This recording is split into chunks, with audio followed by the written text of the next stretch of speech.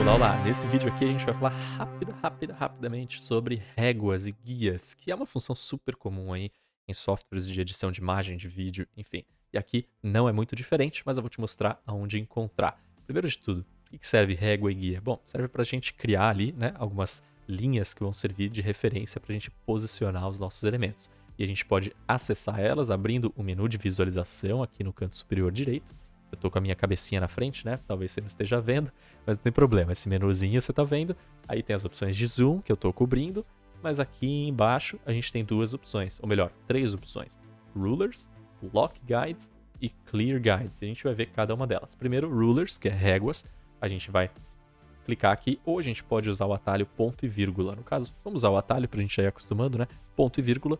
E a diferença, você vai notar que aparecem umas réguas ali no nosso stage, né? Do lado esquerdo e na parte superior, e essas réguas elas vão dar a medida do nosso artboard aqui, por exemplo, né? A gente vê que esse aqui começa aqui no 0, vai até 500, e aí se a gente der um zoom out aqui, você vai ver que a régua ela acompanha, né? Então ela vai mudando as dimensões.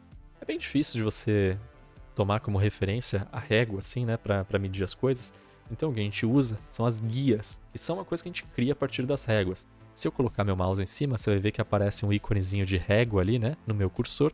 E se eu clicar e arrastar, a gente vai criar uma guia, que é esse objeto esquisito aqui, que é meio bugadinho, né, ainda. Você vai notar que às vezes você vai tentar clicar e não vai conseguir, mas aí você tenta de novo que vai dar. A guia nada mais é do que uma linha, né? A gente criou essa linha vertical, mas se a gente puxar daqui de cima, a gente vai criar essa linha horizontal. E aí a gente consegue usar elas como referência para posicionar os nossos objetos. E eu consigo ser bem preciso com a posição dessas guias se eu clicar em uma delas. Lá no inspetor você vai notar que eu posso colocar a posição X, por exemplo, exatamente em 50 se eu quiser. E aí se eu quiser criar uma outra, eu posso colocar ela aqui nesse canto e vamos supor que eu quero que ela fique equidistante, né? Ou seja, 50 pixels só que para o outro lado. Eu posso clicar nela, vai aparecer aqui a posição 500 e eu posso só fazer menos 50, dar um enter e ele vai fazer essa conta para mim e colocar ele no 450. Aí eu posso fazer a mesma coisa para essa linha aqui, posso puxar uma outra, colocar essa aqui no 450 também, e agora a gente tem guias ali que fazem mais ou menos uma margem que a gente pode usar para basear aqui o nosso design. Então se eu criar um retângulo aqui agora, você vai notar que se eu tiver com o snapping ligado, o retângulo também vai dar snap nos cantos dessas guias. E aí as outras funções que a gente tem são básicas, então como você pode ver, a gente pode clicar aqui e arrastar, né? Mas pode ser que a gente faça isso sem querer, isso pode estar te incomodando. Para isso, então, a gente vai no menu de visualização e a gente pode usar o Lock Guides ou o atalho, que no meu caso aqui é Option, ponto e vírgula, para você que está no Windows deve ser Alt, ponto e vírgula, me corrija se eu estiver errado, mas eu acho que é isso. E se eu habilitar o Lock Guides, eu não consigo mais clicar e arrastar nessas guias.